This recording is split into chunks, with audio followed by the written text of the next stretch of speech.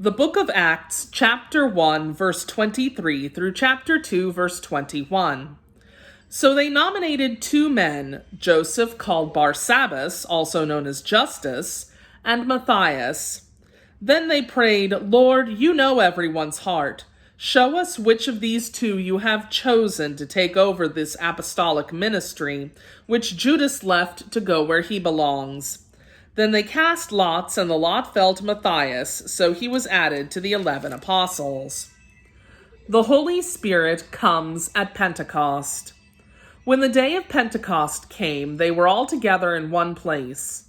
Suddenly, a sound like the blowing of a violent wind came from heaven and filled the whole house where they were sitting. They saw what seemed to be tongues of fire that separated and came to rest on each of them. All of them were filled with the Holy Spirit and began to speak in other tongues as the Spirit enabled them. Now they were staying in Jerusalem, God-fearing Jews from every nation under heaven. When they heard this sound, a crowd came together in bewilderment, because each one heard their own language being spoken. Utterly amazed, they asked, "Aren't all these who were speaking Galileans? Then how is it that each of us hears them in our native language?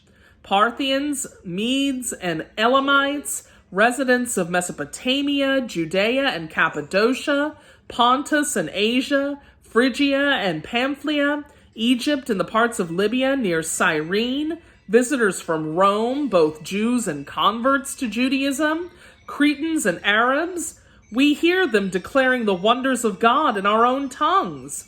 Amazed and perplexed, they asked one another, "What does this mean?" Some, however, made fun of them and said, "They've had too much wine." Peter addresses the crowd. Then Peter stood up with the 11, raised his voice and addressed the crowd. "Fellow Jews and all of you who live in Jerusalem, let me explain this to you. Listen carefully to what I say. These people are not drunk as you suppose. It's only 9 a.m. No, this is what was spoken by the prophet Joel. In the last days, God says, I will pour out my spirit on all people.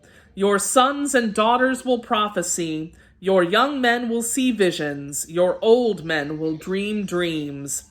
Even on my servants, both men and women, I will pour out my spirit in these days, and they will prophesy.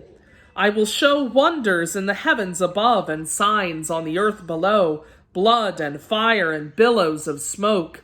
The sun will be turned to darkness and the moon to blood before the coming of the great and glorious day of the Lord.